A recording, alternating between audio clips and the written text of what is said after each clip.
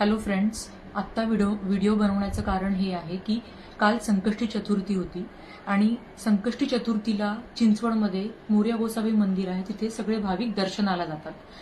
मीही गेले होते आणि दर महिन्याला जेव्हाही संकष्टी चतुर्थी तिथे असते तिथे छोटीशी जत्रा भरते. त्या जत्रेमध्ये लोक त्यांचं छोटं मोठं सामान हे सेल करतात. तिथून मी 2-3 गोष्टी विकत घेतल्या. ओके, आणि ही चादर सुद्धा मी तिथून विकत घेतली. आता ही चादर दाखवण्याचं मागचं कारण हे आहे की आज ही चादर मी वॉश केली आणि वॉश करताना वॉश झाल्यानंतर वाळत टाकताना मला हे इथे यांचं स्टिकर दिसलं, जे असं चिकटवलेलं होतं. हे बघा, हे जे दिसतंय ना फोल्ड, हे असं चिकटवलेलं होतं. मी हे असं ओपन केलं आणि वाचलं. तुम्ही पण वाचा. दिसतंय, मेड इन पाकिस्तान. आपण कुठे राहतोय, बॉर्डरवर पण राहत नाही आणि आपल्यापाशी मेड इन पाकिस्तान गोष्ट म्हणजे माझ्या घरात आहे. खूप संताप होतोय माझा.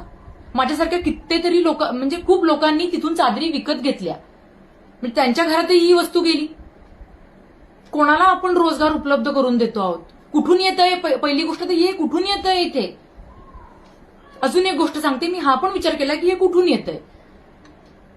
हे जेव्हा मी गुगलला सर्च केलं तर पाकिस्तानी गुड्स इंडियामध्ये बॅन आहेत, ते इम्पोर्ट नाही करू शकत इथे.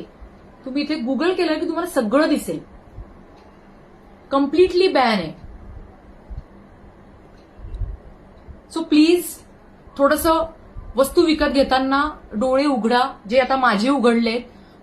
तर माझ्यामुळे मी तुम्हाला पण सांगते की तुम्ही पण डोळे उघडा. वस्तू विकत घेताना आपण रोडवर सर्रास वस्तू विकत घेतो आणि नको ती गोष्ट आपल्या घरात येते.